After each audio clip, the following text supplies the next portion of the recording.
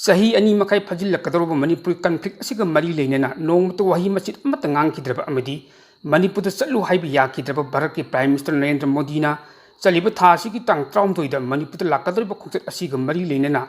state asida leiriba president rule gi lenga asi Louthoklamba Yai na leiri haina Deccan Chronicle na report tawri report asina makata na hai Narendra Modi na Manipur da lakko matamda maite MLA singbu Imphal da unabaga loinana Kuki MLA tara su Churachandpur da unaraba yai haina security source the infam over report aman makhatari Prime Minister Narendra Modi na Churachandpur da chatna myam gi mifam da wangang bagi thorum aduda Kuki MLA tara station tawrgani masigi chap manaba mongda Imphal da su BJP ki MLA sing amata chithadana station tawrga leigidabani haina phudukle Narendra Modi na Manipur da lakpa da state asida leiba president rule gi lenga Louthoklamba Yai na lei tawbata bu karigum anauba lenga ama sembagi matam thengthrap taragadi BJP ki MLA sing party da split tawbagi yabi uthokpa yamna chawna lei haide panba yabadi coordinating committee on Manipur integrity kokomi na hanadagi hon state asida leiba president rule gi lenga asi Louthoktuna popular government ama semna ba akanba mongda demand tawduna lakhibani tasengna hairabata sahi ani makai sujilaklaba Manipur conflict asida wahi machit amada phuduk wahai bi yadaba tanatana awa ana taraba Manipur myang yengbiduna state asida amukta lakpiu haiba Manipur myang kholau ta da tanatana Parliament opposition Congress amadi maka chatminariba tonga political party sing MP sing phawba Prime Minister Narendra Modi bu Manipur ta chatna ba kaya kana laukhibadu chaliba tha sik tang traundoi de Narendra Modi Imphal da soidun laklagani thenglabu thengna Bharat ki Prime Minister Manipur ta lakpa haibu atuki matik nungai ningai ni Manipur myang gi makai dagi pen dabi kholau kaya leijaba taragasu Narendra Modi khongchat asibu taram okliban mahaki Manipur khongchat asi solution leitabu khongchat amadi ohengumsi haibu sisu myang gi kholauni Narendra Modi ki Manipur khongchat ka mari leinena tentative program yatuna thamgre adubu khwaidagi hena luribadi state asida tholiba conflict asigi matang da solution ama proknaba civil society organization sing meeting intellectual circle da leiriba eminent figure sing unaduna leiriba issue asigi matang wai sanana pa program adumadi yaudre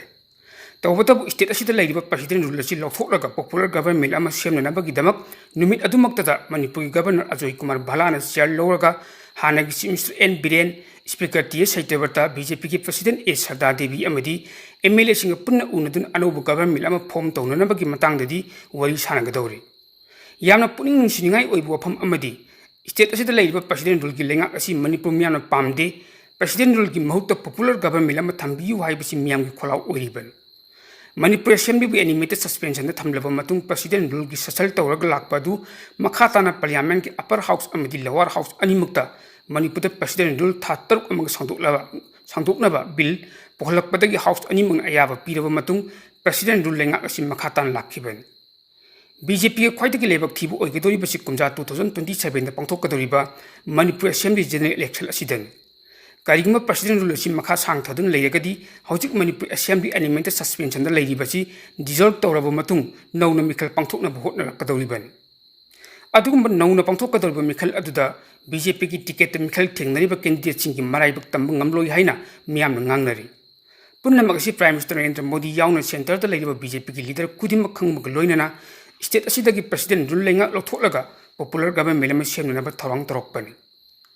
Prime Minister Narendra Modi yauna Raj Bhavan da pangthokadoriba mifam aduda mifam asida kanabu state asigi oiba chief minister oina wasak louhangadaki haibagi warip adu numit aduda lowbaga loinana Prime Minister Khalamba leader aduda BJP ki MLA punamang yagadabani haibu wafam asisu phungtoklamgadaba male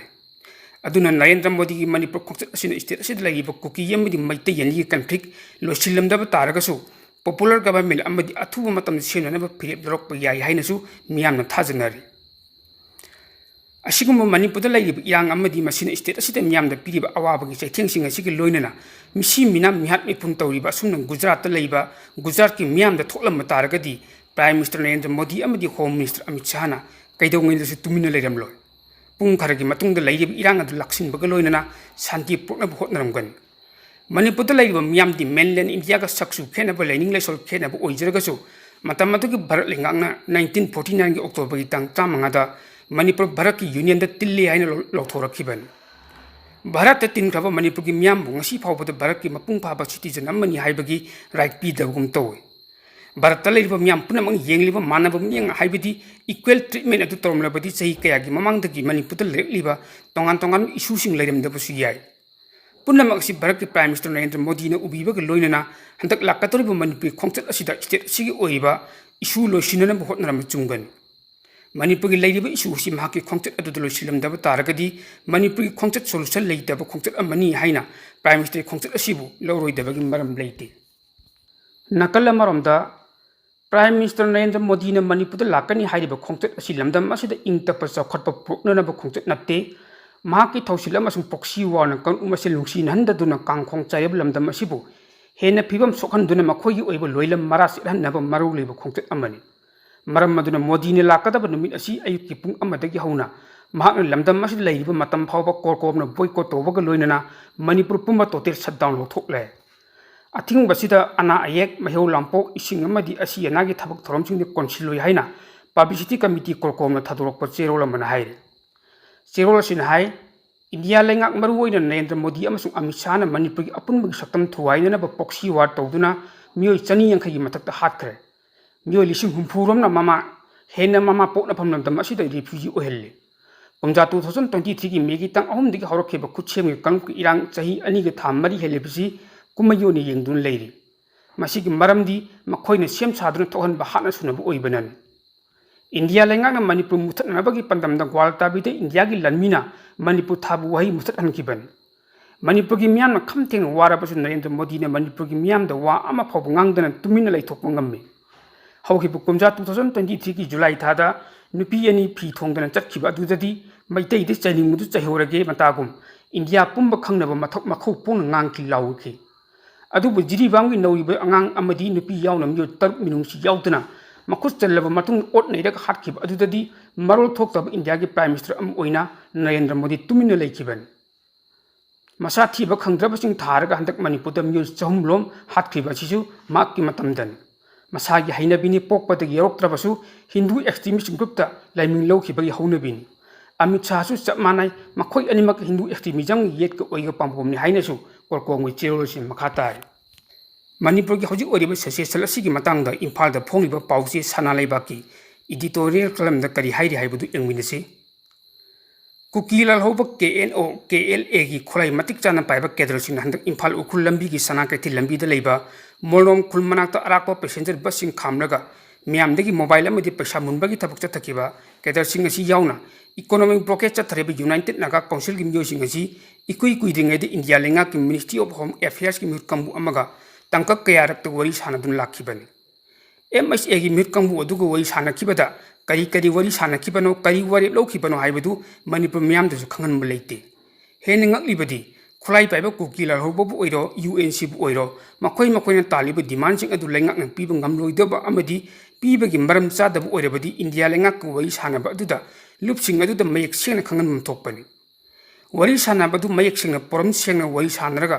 आइबदि लेखाइ तहुदबना ngasiदी पोचै मुनबा लुटपा की थबक चैथेंग economic blockage की चैथेंग जिंगसी Mitcham मियामन फंगबनी हाइनै लौब याय हेन ngakliबदि हौजी Mitcham मियामदगी mobile phone अमदि cell मुलिबा खुलाई पाइबा कुकीला रोबसिंग असि हौकिबा September की तांग 3 the MHA ग worry सानदुना सु agreement खुद एक पिनखिबनि हाइरिबा लरोबसिंग असि सु एग्रीमेंट साइन तौनब नुमित अदुदा कनु फुरुपसिंग की ओइना खुंदाब मफम कयादा अकी यखंग नंगनबा मोंग नोमै कापखि मफम कयादा मैतै अतै लुपसिंग की नोमै कापनबगी थौथोक थोखिबगी पाउ लैखि लोइनना UNC की ओइनसु मतम कयादगी डिमांड अमा फंगनब होटनबदा नेशनल हाईवे अमदि मफम कयाद इकोनॉमिक ब्लॉकेज की खोंजंगसिंग चंगसिनदुना लाइबनि मसिंगम कयासि लेंगाना कुमनि यंसिनबा मथौ ताइ हाइबु वफमसु सनालेबाक पाउसेगी एडिटोरियल कलमदा फोंदोरखि पाउसिंग असि सरकम ओइना हौजौजिक नेपाल थोलिबा अकनब इरांग अमदि गजागी मतंगदा पाउखर अपडेट तौजगे नेपाल जनरल जेना लीड तौदुना करप्शन मयोक्ता चंगसिलिबा अकनब प्रोटेस्ट असिगी मनुंगदा नेपाल की फॉर्मर प्राइम मिनिस्टर जलनाथ खलाल की लोइनबी राज्य लक्ष्मी चित्रका लेबा पोप निमित्त कैपिटल काठमांडू दलु एरियादा लेबा मखोई मसागी मयुम मक्तदा हिंगना मई थाखरे अमरोमदा नेपाल की लॉ एंड ऑर्डर अमदि सिक्योरिटी कंट्रोल पुंब नेपाल आर्मी ने पाइसिनखरे लोइनना नेपाल पुंब अकनब कर्फ्यू लौथोखरे प्रोटेस्टर्सिंग हिंगना मई थाबगी थोंग चथकिबा अदुदा मसा पुंब मईने चाक्तुना फिबम थीना सोक्लाबा राज्य लक्ष्मी चित्रका काटीपुर बन हॉस्पिटल पुखतुन लेकनना होटरिंगै मनुंगदा लेखिदबन नेपाल यूनियन फाइनेंस मिनिस्टर प्रिजनर प्रसाद पौडेलसु काठमांडूदा प्रोटेस्ट तौरिबा मियाम चंगदुना तान तान तमथीने फुबगी थोंग कया चथगी ओइरक्लिबा फिबम मसिदा इंडिया की माइकैदगी लेबाक असिगी सिटीजन सिंगदा नेपाल चत्तनबा खंगहनग्रे नेपाल चथाइबा एंटी गवर्नमेंट प्रोटेस्ट असि येंगलगा एयर इंडिया इंडिगो अमदी नेपाल एयरलाइंस कैंसिल तौखरे ओइरक्लिबा फिबम मसिदा नेपाल की प्रेसिडेंट रामचंद्र पौदालना मियाम इहो असिबु लीड तौरिबा जेनेरल जेगा अथु मतमदा उनदुना शांति ओइबा वरिसिन अमा पोरनबा होटनरी हाइना पावगी सोर्स अमना हाइरे निंगसिंगबा याय नेपाल साथीबा इमुने मुतानाबा एंटी करप्शन की प्रोटेस्टर सिंगदा नहारोल सिंह लेबाक असिगी हानगी प्राइम मिनिस्टर शेर बहादुर दुआ अमसुंग महाकी नुपी अर्जुन राणा देवबा फॉरेन मिनिस्टर अमदी मियोय मसक नाइबा कया फुथबा लेग्रबन सावरबा नहासिना पॉलिटिकल ओइबु लुसिंगबसिंग कैबिनेट मिनिस्टर सिंह युमसिंग अमदी ऑफिशियल बिल्डिंग सिंह मई थाकी पार्टी ऑफिस सिंह अमदी पुलिस स्टेशन सिंह फावबा अमत खाक्तना अकाय तो थोहनखिबन सोशल मीडिया दा लेबाक सिंथुंग अथिंग थमखिबा मतुंगदा खंगहौदना हौरखिबा प्रोटेस्ट अदुदा मियोय कुन हेना सीग्रे लोइनना मियोय चहुंगी मथक्ता साथिन असो अपन नंगहनबा यावखरे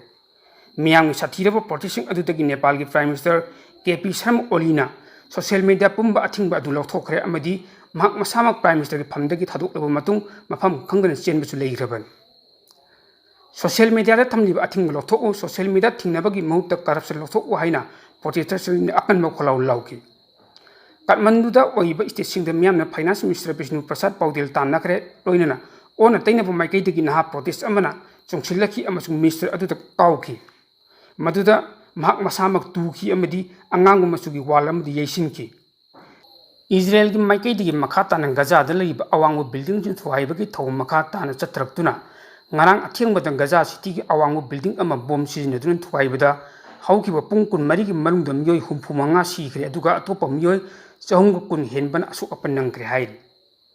Israel ki military ne phondorapgi matung inang gaza city ki mathol tarani thoi wangba office building adu Hamas militant singna observation post oni sizinaki amadi bom kaya thambam oibani haina phondokle makhoi ki maikei ki mangjawnuna mafam maduda leiba miyoi lakh tara ro madu saphagada mafam chingda theidokna ba khanganki loinana awangu building sing adu leiba Hamas militant singna makhoi ki mathakta surveillance thrakpagi thabak thorom sing adu loisinana ba attack sing adu chathaki bani hai ningsing bayabadi Jerusalem da leiba bus stop amada nomai paiba Palestine masa anina nomai kapsilak padag Israel masa miyoi taruk sikhiba loinana miyoi tarani thoiromna sathina su apanang kiban thodo odu sahi si one Israel ki mathakta chathrak attack khwaidagi yamna sathi amani hai ammaromda militant sing Israel ki lanmi sing sinna ba teng amada pokhai bi yaba polam sing langchilak tuna pokai hanbagi thodo amada lanmi mari sikre hai haji phawbuda Hamas na horakhiba lan gi pakhum piraduna Israel ki lanmi sing chathali attack sing ki manungda makhoi oiba lanmi chambi yang khailom sikhra bani haina pawgi source sin makhata